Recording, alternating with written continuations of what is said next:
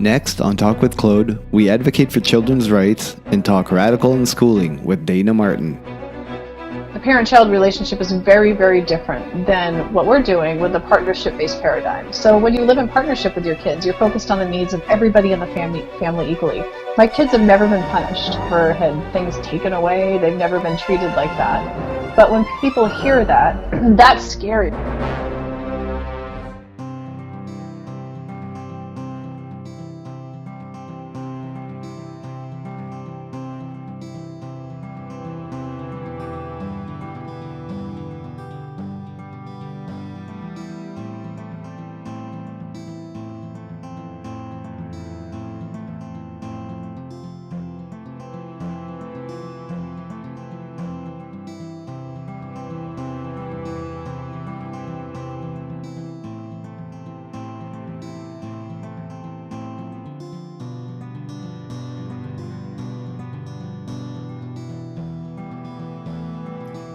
Welcome, everyone. I'd like to present to you a very special guest tonight. She's a mother of four, author of the books Radical Unschooling, A Revolution Has Begun, and Sexy Birth. We look forward to her most recent book coming out in a couple of weeks called Raising Rebels. Please join Dayna Martin and me on a conversation about radical unschooling. So welcome, Dayna. Other things I didn't know so much about you, you're also a doula. And a midwife. How long have you been practicing? Well, I've been a doula and childbirth educator since 2001. So it's been quite a while that I've been doing that. And I've been a midwife for about 8 years now. Yes. You participated in Anarchapulco a few years ago as a speaker, and then you became one of the organizers, I believe. Yes, I was a producer for Anarchapulco last year, but I stepped down because the needs of my children and my career as a speaker and advocate and writer is really growing. And I have a business that I've started. So it was a wonderful experience. I learned a lot and grew a lot. And it was a wonderful collaboration with the team. But I'm not doing that this year, no. And your business, that's the beauty products that I've seen? Tell us a little so bit about I never, and everything I've done in my life, I never planned on doing. So like some people have goals where they want to be something in particular, where for me, I'm just kind of more primitive in all of what I do in life. I just follow my instinctual wisdom and wherever I'm guided. And so this whole beauty product business, I never expected to do, but it just kind of became a passion of mine. I started making products and sharing them with friends and family, and they had amazing results. And I studied Ayurveda for many years, and I studied with a Swami in Puerto Rico, and also I went to India and studied there while I was there. So I'm really passionate about Ayurveda, and also I'm a raw vegan chef. So I kind of incorporated all my knowledge into this beauty line, and it's really, really helping women not only gain external beauty, which is only a tiny part of the intention, but a holistic approach to health and wellness that I'm really, really happy to facilitate. That's great. And remind me at the end to give me the information. I'll put it in the comments, in the information down below. So what I like about you and what maybe is different than other unschooling information that I've had, it doesn't take so much an academic approach, but you practice what you preach, you lead by example. And you share a lot. You've put yourself out there quite a bit, and your family out there. I've gone through quite a few of your videos on YouTube, and it's kind of strange because after a while we kind of feel like we know you, but, you're meeting me for the first time. Yeah, so it's actually quite an awesome experience like that. I never expected to be who we are today as a family. So the Sparkling Martins is our YouTube channel, and it's really taken off. We've connected with people from all over the world, and it's an honor. And I meet people all the time who know my pets' names, my kids' names, their birthdays. They know so much about my life, and it might kind of freak some people out, but I love it. I feel so close and connected to so many people through this. So I feel close to people that feel close to me. Yeah, and I certainly get that from the video. I don't feel like I'm talking to a Good. stranger. So and on the and another side of that, for anybody contemplating that style of life, it's a window they can peek in and maybe get comfortable with it before taking the big step and diving in. So I certainly appreciate that aspect of Cool. it. The first exposure that you've had, was it Dr. Phil? Because you've been on quite a few mainstream Yeah, we've done shows a as lot of well TV in in the the early early days. days. Yeah, for sure. It's kind of what helped me launch my career as an advocate. We were on Dr. Phil, I think it was 10 years ago. So that was the first time ever. And I was not expecting it to be as popular as it was. It had message boards that went for over 2.5 years. It was the longest running message board in Dr. Phil history, which was really amazing with people just so, I That's know, it was saying a lot. incredible. And I've been on another one of his shows as a call-in expert for attachment parenting, so that was really exciting. But yeah, we've done a lot of different TV experiences, which has introduced the world, essentially, anybody watching that has a TV, to radical unschooling. So yeah. Yeah, and the early mainstream shows were very Oh yeah, sensationalized, right? yes. So, I mean, it was almost short of treating you as a Hmm. freak show at first. I watched those shows as an unschooler, so it gave me a laugh because I can put things into context. I don't know how good it was initially at intriguing people or at giving people the ambition to go that direction, but I think that progressed over the years, and you gained a lot of credibility and allowing people into your life through non-mainstream channels has certainly helped Yes, with that. definitely. It's interesting. The evolution of my advocacy through the media has been so powerful. I mean, initially we were taught, we were presented like a freak show. Like Dr. Phil couldn't believe what we were doing, but then, you could actually see throughout the show him warming up to the idea and him saying that he hated school himself. And so it started with Dr. Phil, went to Nightline, which was really sensationalized. But I knew it would be. I knew it would be. Juju Chang came over. She was at our house. She had a wonderful time. Her son played with my kids, and we had baby rabbits, and we had a good time. And I knew that she got it, but I also knew that they weren't going to present it in the way that she was experiencing it truthfully. So I have the idea that, and maybe some of you have heard this before, that the first time you hear a new idea, you're thought of, it's completely rejected. People laugh at you. But in time, it's more and more accepted. So this is the process of evolution, and I'm willing to be laughed at. I'm willing to be thought of as a freak and crazy because I know somebody has to take the first step. Somebody has to be the one willing to put themselves out there for that evolution to happen. And so I'm the first one going, I'll do it. Well, and I'm glad it was you because I think you have a special talent for it as well. Because I watched you on a lot of those shows where you were being outright Hmm. attacked. And I don't know how you felt inside. It might have been pretty tough, I think, inside, but you presented that calm and, you weren't sending that aggression right back. You were just presenting it as it is. And I think seeing you that comfortable with what you were doing was really Thank inspiring. you. For what it's worth on those shows for what you could get. And I saw a wife swap as well. I wasn't Yeah, familiar with the show me until I neither. watched yours, and that was a I had blast. never watched Wife Swap, but when they contacted me, and it was such a process to go through. It took 6 months to go through the process of actually before they were here filming.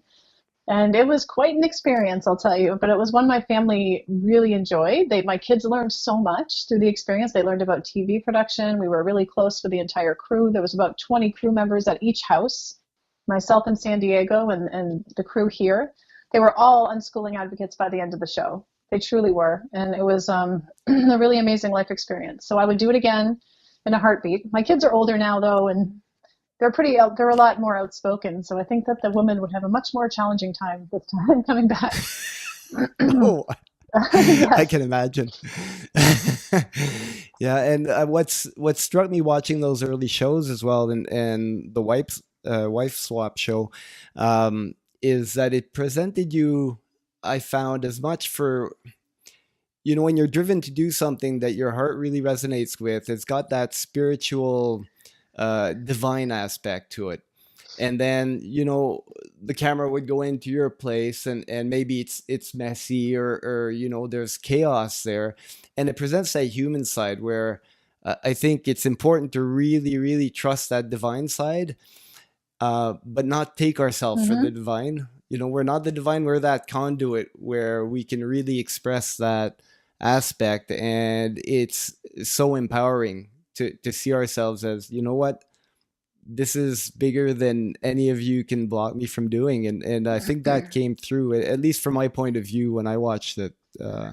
And I'd invite anybody to go watch that show. It's very entertaining, and it's a beginning, but certainly go beyond that, because early years, having, you've got I four do. I children, have four right? kids. So Yep, they're my son's 11. My son Orion's 11. Ivy's 14. Tiffany is 17, and Devin is 20. wow. Uh, yeah, and we there's a lot of videos of Devin when he was I younger and know. stuff, It's and 20, and I he's a know. man He's in now. Virginia right now, living with his girlfriend, who's also unschooled. They're an unschooling family, his girlfriend's family, and they're thinking of moving back here. So I'm going to have a very full, exciting house soon. He's going to college, and so is his girlfriend. Yes, unschoolers go to college. They do. And Yeah, yeah, that's right. And I remember seeing a post how they decided to go get their high school yes, yes, diploma, that was really interesting. right? Yeah, you So want me to share a little bit about that? Yeah, well, sure, yeah.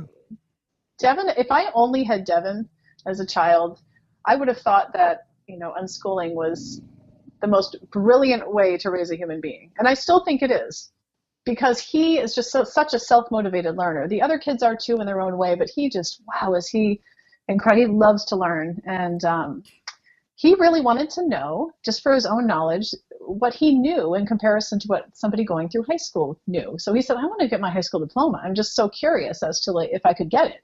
Not because of any reason that he wanted it for validation, for to show a future job or something, but he just wanted to have the challenge of doing it. So he didn't know what would be asked. We hired a teacher who was from Virginia, uh, through Arch Academy. So she went, and I think it was $90 for them to take the high school equivalency, or not the high school equivalency. That's the GED. This was an actual high school diploma. Tiffany right now is going for her GED by choice, but what Devin did was a high school diploma. And so they took the test. It took about an hour and a half, he and his girlfriend, and he amazingly scored above average, uh, on everything except for, I think it was, except for, he scored average on English, on the English section.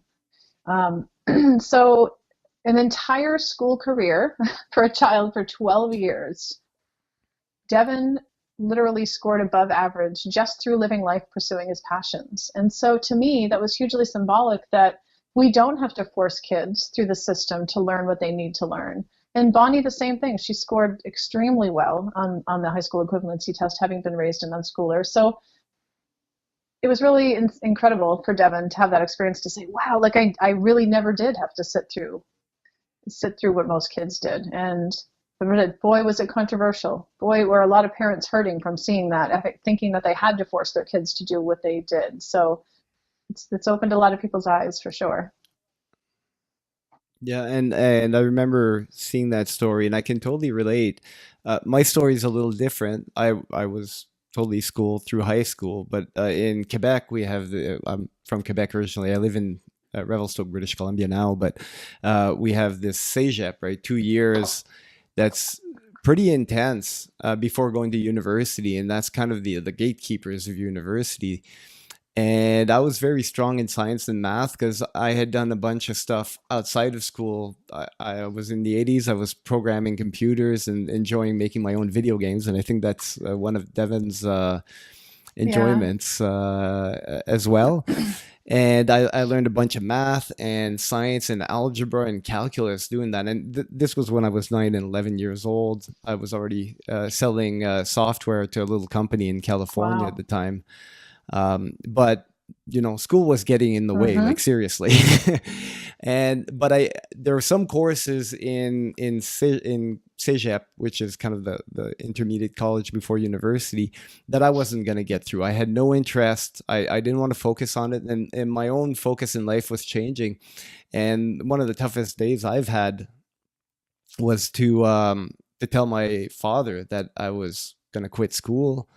And he told me, his line was, you can do whatever you want, you can pick up garbage, but you have to go to university. So there was a lot of pressure there, and I quit that, and I was out of school for about 2 years. And then when I found out what I wanted to do again, I applied for university without the CEGEP as adult candidate, and I was accepted right away, and I had to do a couple of remedial course, and then I aced my program right through, like top grades, because I was self-driven, and that's such a difference. And certainly, even though I sent my kids to school originally, not really thinking much about it, when trouble started to happen at school, I remember that, and I know that it's totally possible to learn without school. And as a matter of fact, it's probably easier to learn without school because a lot of that stuff gets in the way, and it gets in the way of that one thing you want to do really well. And then I certainly appreciate that story of how Devin got his Yeah, thank you. And diploma. it's interesting because I truly believe that we're not all meant to learn the same things in life, that we're all here with purpose. And the whole concept and premise of school itself, that we all need to learn the same thing and the same curriculum. And it's just very, very highly flawed. And also, people really confuse learning with forced learning. That most kids, when they're put through the system, they think they don't like to learn. And so they don't really go on and expand and grow and learn once they're out of school because they have this negative association with what they think was learning when, in fact, it was forced learning, learning against their will, learning through threats and punishments and the whole thing. So the concept of not liking learning is really, really foreign to my kids. To them, it's like, like John Holt says, learning is like breathing. And to my children, it really is. To all humans, it would be if it wasn't so tainted with the conditioning of forced learning. So, yeah, that's an important piece to share. Certainly, and for me, what it makes me think of is that with me having my kids at home and kind of watching them learn naturally, I'm deschooling Oh, quite a bit. yeah. So this podcast and putting up my website is part of that, because even though I did do computer programming in the 80s, I totally lost sight of that aspect for years, right? So I wasn't up to date. I had no idea how to put together my own website. But I told myself I can learn Hmm. this, right? Because I watched them just learn it. So a friend of mine sent me some information, this step-by-step video how to put together your website and all that. And I said, okay, I'm going to do this, and I put it together. It took me about a month. I've been modifying ever since, and it's such an advantage because if I had hired somebody to do that for me, every time I wanted to modify something on there, I'd be totally at the mercy of somebody else's service. Whereas now I'm in charge, and it's so Yeah. empowering. And that came about because that's the process we have at our home Yeah. now. Yeah. You You saw know, your it's kids not modeled about it. Your formal children learning. modeled it for you. Yeah, I Totally, know. totally. I learned so much from them, and it's great. And there's a lot of things we do together, and then they have their own things. We all do judo Oh, together, wow.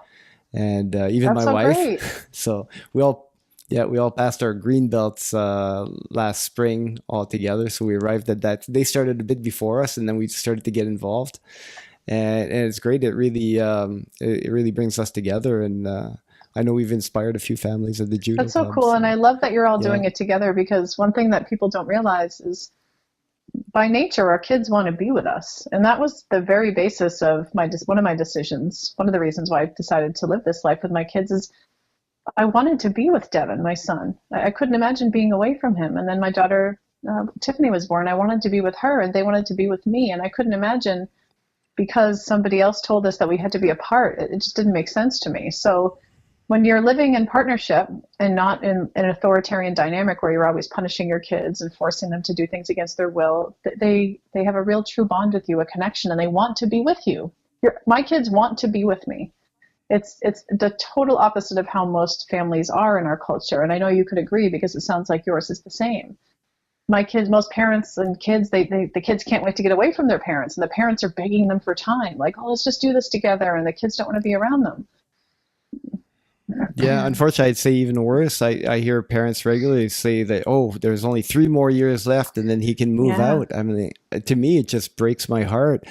And I think one thing that isn't circulated enough in society, and maybe we'll get to. You have a great story about the birth of Hmm. Devin, and um, but I think I look at my sister-in-law, for example, and she's a doctor, and she's really busy, and they had their first child 2 years ago, and she had it all planned. They were allowed to take 5 months off, and then it was back to work full time, and they had the daycare planned and all that, and it all seemed to make sense. But when she had her baby, she never anticipated those Right. emotions and that attachment.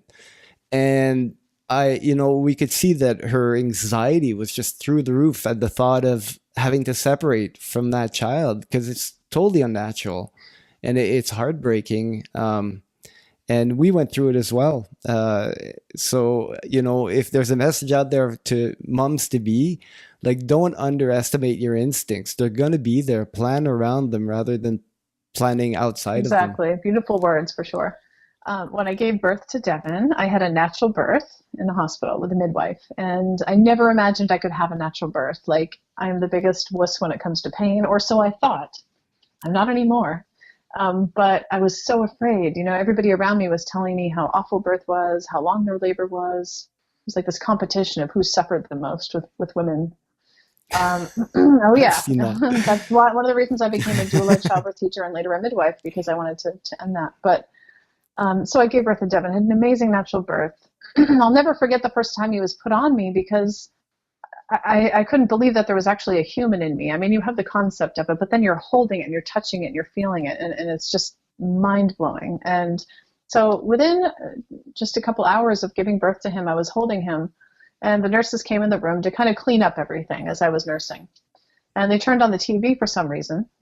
They may have asked me, I don't remember, but they turned on the TV. And I looked up, and the Columbine shootings were happening live. Now, imagine holding your new baby and looking up and seeing this, and everybody's, going to the TV, like, what's going on? What's happening? All the nurses and my mother-in-law and everybody was circled around it. And here I am in the center with a baby, and I'm seeing this happen and seeing kids jump out of windows, and just hearing this horror of the Columbine shootings. And I was thinking to myself as I held him, like, how many of those parents and children wanted to be together that morning? I really never thought about that, but how many of those kids would have rather have been home, and how many of those parents would have rather have been with their children, and the parents are watching on as this is happening. And I said to myself right then and there that my kids will always have the choice to attend school or not. So I didn't see it with fear in the sense of my kids are never going to school, so this doesn't happen. No, what was born within me was the realization that children should have rights and freedoms and choice. And everything for me started then. It was the weirdest thing. And I have to tell you, so this is a further story of the story that no one's heard before except for you, Claude. So just a couple months ago, I met and spent time with Marilyn Manson and told him he was in the movie Bowling for Columbine. I don't know if you've ever seen Bowling for Columbine. I didn't know And that. he was blamed for the Columbine shootings. So I was on his tour bus with him, and I told him the story of Devin's birth. And I told him that, he said I was blamed for that story. And when I told him the story, what came out of his mouth was what I just told you here. He said, "Oh, shit." And he shook his head. And he said, I think I need a drink. He said, "Do you mind if I have a drink?" And I said, "Of course not. No. You're Marilyn Manson. You can do whatever you want." And so, I told him about unschooling, and he was like, "Wow, that's really, amazing." And I'm so blown away. What is unschooling? And so I told him, and he loved the concept. And he said, "I was blamed for that. I was blamed for the." I said, "I know." And I said, "I want you to know that I know, and I'm sure you've heard from other people, but you haven't heard it from me, that I know it wasn't your fault. If anything, you saved so many kids through having an outlet and through your creativity. And I'm really sorry that you were blamed for something that wasn't your fault." And he said, "It's been a long time since then, and I get it." And he gave me so many hugs after that. And we had this really touching moment. So I never thought, my God, I never thought I'd be sitting talking to Marilyn Manson about the Columbine shootings, my story of Devin's birth, and his, being blamed for it. He wasn't even allowed back in Columbine. They literally would not let him back in that Wow. city. All his tours were canceled. I mean, all his performances were canceled there. So life is really interesting. Never underestimate your power. Well, it's really hard for society to look in the mirror, and they always need a And scapegoat. he was it. Right, that was Well, the you know way what he out. said on the documentary, which we talked about, and I thought it was one of the most profound things I've ever heard anybody say publicly. He said that the newscasters asked him, "What would you say to the kids of the Columbine shooting if you could talk to them today?" And he said he paused and he looked at them. Okay, I would listen to them. And that was like, he gets it. So people are ready for this message. They're ready for the message of freedom. They're ready for the message of children's rights. And I truly, truly believe that children's rights are next on the human rights agenda. I do. And I think that this is the hugest piece of it for me. We're talking about educating your kids at home. And when people maybe first see like the title of this interview, they'll think that it's just about homeschooling or another way to homeschool. But this is huger than that. This movement of radical unschooling, peaceful parenting, children's rights is human evolution. And being a pioneer for that, I've seen amazing growth. And the last show that I was on was with Jeff Probst, the gentleman that hosts the show Survivor. And that was 10 years after Dr. Phil. And it was a completely different experience. He loved it. He got it. He embraced it. It was a complete promotion of it. He said, I think that everyone should be doing this. So we went from Dr. Phil 10 years before going, I think you're crazy, Dayna. What are you doing there? Like just completely unscripted, reading a teleprompter, not even thinking for himself, to Jeff Probst going, Devin, you are amazing, and everyone should be doing this. I think this is great. So in a 10-year time span, Well, a lot happened, a lot changed. and we forget how much has changed technologically in 10 years as well. I mean, 10 years ago, we wouldn't be having this chat, right? Across 5,000 kilometers distance. And now it's like nothing. It's like, okay, talk to you in 15 minutes. And you pop up the window and here we go, right? And for me, there was some hesitation maybe as far as the knowledge base you can get 10 years ago or 20 years ago trying to do this. So, in that sense, I think you were really a pioneer to do it that long ago. But nowadays, why not? Like, what are you going to get from school that you can't Google in 2 minutes on the internet and then just follow and then start doing it? Me and my wife, we've got goats and sheep. We raise goats and sheep, and we didn't grow up on a farm. I was a city boy, right? But, kind of got into this freedom movement and figure out the economy. And I'm sure you've heard tons about that with your involvement with all those anarchists you've been hanging around with.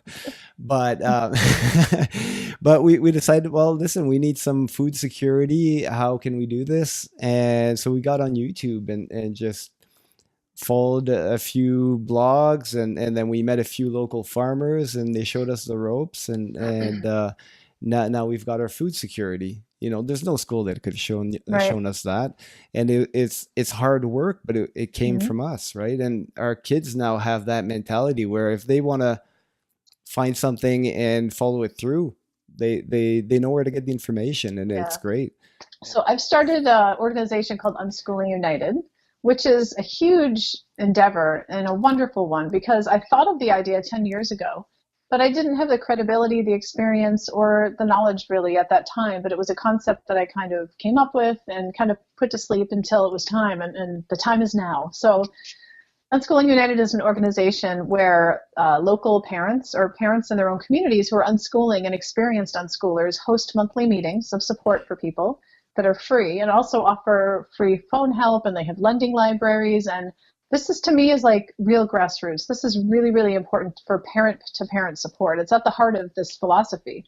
So that are like maybe experts looked at as such, where people can turn to find information. But having a support person and a group that is organized, that gets together, just parent-to-parent support is where it's at. So yeah, it just started. We have facilitators popping up all over the world.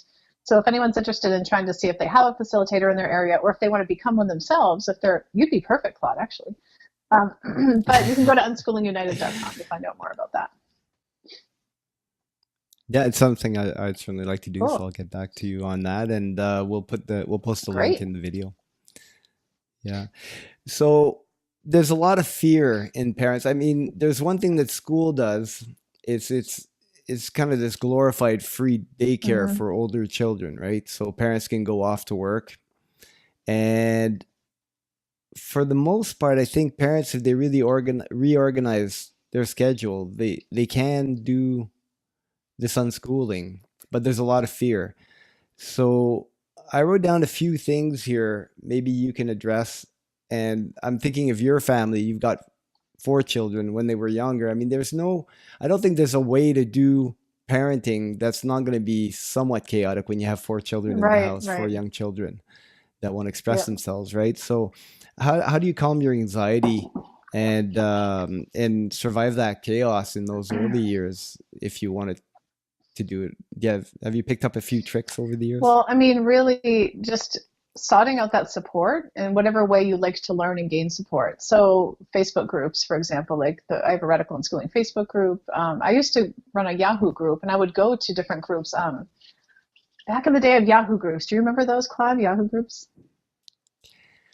No, Ash, I wasn't in Okay. Yahoo groups. It vaguely rings a bell, but I think yeah, we could just Well, I chat mean, back so, then, so right? just Just parent to the parent support. Like when I dial up. was feeling, well, actually, I'm kind of this weird anomaly where I never got fearful about it. I've never doubted this path, but I don't want other people to think that that's normal because most people do. So I'm just a freak. I have no idea why I don't, but it's my purpose, a higher calling. So luckily, I'm gifted with that complete trust and faith in this philosophy. But for people that don't, reaching out and sharing your fears with other people, reading about it. There's a lot of great books about unschooling and peaceful parenting. But philosophy wise, so you don't have fears, I think those are good resources. But I mean, being a parent of kids in general is just really intense. But peaceful parenting is really different than the authoritarian dynamic. And I think we should talk a little bit about that because there is a big difference in the authoritarian paradigm versus the partnership based paradigm. So, why don't I share a little bit about that first, and then it will kind of extend onto the fear part. So, 99% of parenting books on the market and parenting advice that parents get today are based on focusing on the parents' needs primarily. The parents' needs for quiet, uninterrupted sleep, and obedience and compliance above all else. So, it's a really different dynamic where the children's needs aren't really put in the on the forefront. We're just focused on behavior or behavior modification. So in that dynamic, the parent-child relationship is very, very different than what we're doing with the partnership-based paradigm. So when you live in partnership with your kids, you're focused on the needs of everybody in the family equally. My kids have never been punished ever. And never. I mean, they've never been grounded. They've never had things taken away. They've never been treated like that. But when people hear that, that's scary for people to hear right there, just to hear, like, oh my goodness, because they were so controlled. Yeah. And I wish I could say the same thing, but there was a time Hmm. before Yeah, unschooling for us. And since we have been unschooling, they've never been punished because that would be beside the yeah, point. And there's no need right. to. And it's amazing to But see. parents, I think, have a lot of fear learning about this philosophy because they don't know what to do instead. So that is definitely what you need to educate yourself about. Kids come just really naturally to this life. I don't punish anybody that I care about. I don't punish my mother or my friends, and I don't punish my kids. So I think the fear associated without control and punishments is scary for people on this path because that's all they know. So learning about what to do instead is really important, and that's something that you can find online in a lot of different resources, and we'll give those at the bottom at the on the description of the video. Yes. Yeah. And there's a few things about that I noticed when we did the transition, because I guess I could speak to that because Right, I've you have a lived great both insight because paradigms. of that, for Um, sure.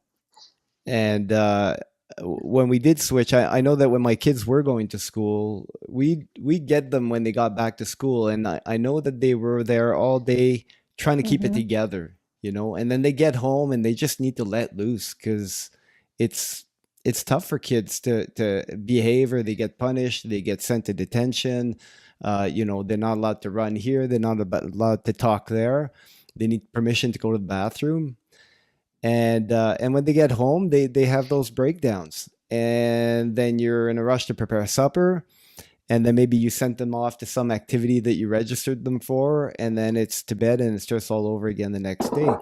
And so it comes a time where the only time you see your kids is when um, they're somewhat being out of control, and then you start to feel like you're either a failure as a parent, or you don't really want to be with them because it's so hard. But then when you bring them home, it's not like that behavior is going to be there all day long. That actually goes away, and then you start to enjoy your kids again, and then you start to develop a relationship. So when you ask something of them, they feel what you're asking, and they want to comply not out of fear, but because they want to be helpful. They're happy to be there. And one thing that happened fairly early on with us is that, and this was, I seem to recall, it might have been advice that I saw written from you or on a video, but this whole idea of screen time, just unlimited screen time.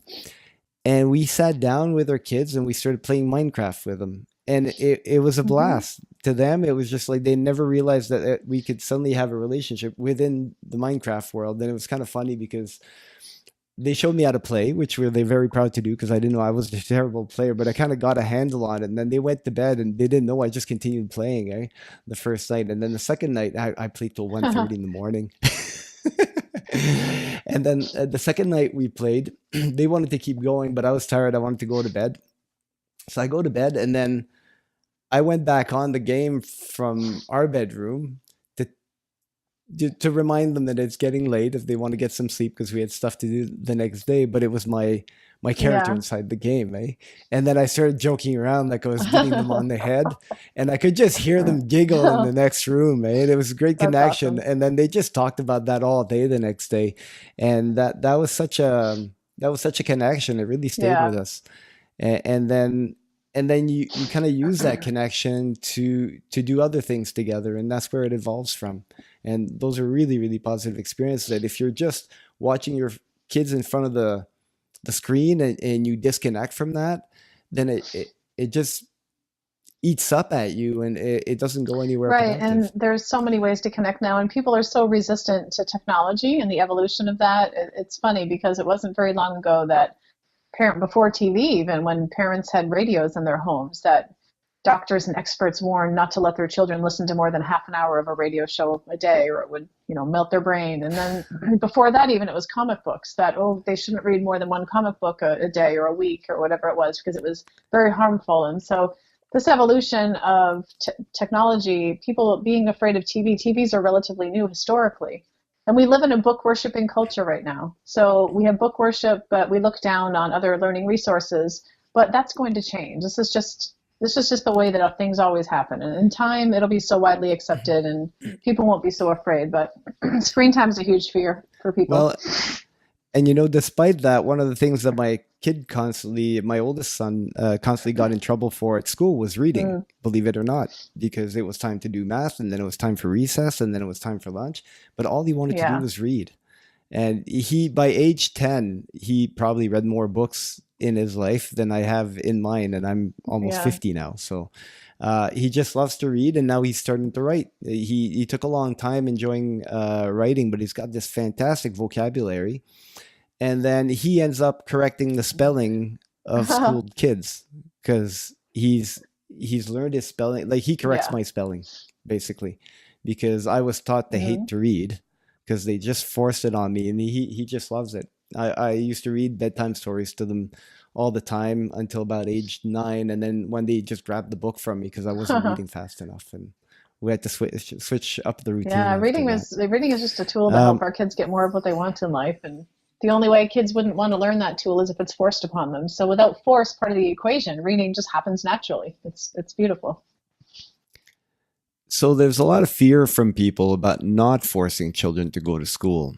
You'll often get questions like, how are they going to socialize? How do you respond to that? First question Dr. Phil asked us. um, But yeah, it's yeah, still yeah. out there. That's I the number still one get question. that It's funny regularly, because it's kind of So like the blanket statement question. Like people ask that without thinking about what it means, and it could mean so many different things. But so there's a few ways to address this. I mean, for one, I like to share about age segregation. That my children are not age segregated like kids in school. So kids in school are taught to socialize with only their age group. If they socialize with older kids, they're rejected. They socialize with younger kids, they're teased. So they kind of stay in the same, really a natural dynamic of being with their age mates only. That's not true natural socialization at all. In fact, my kids have always had a wide range of ages of friends. It's not a question they even really ask or care about. How old are you? They connect through common interests, which is a much more natural dynamic. So, and also I like to say that children in school, they're in a brick building all day, every day for 12 years. That's not being part of society. That's not socialization. That's kept away from the real world. in your own age group. And that is the opposite of what true socialization is. My kids are out, our kids, unschooled kids are out among society. They're connecting with all different people all day long. And whether it's a grocery store clerk, the librarian, or the 80-year-old woman down the street who they're helping with their yard or whatever, they're very well like socialized in that way more than kids in school. So, but the other thing is people ask what is about socialization in regards to how are your kids going to learn to deal with like difficult people, or there's so many different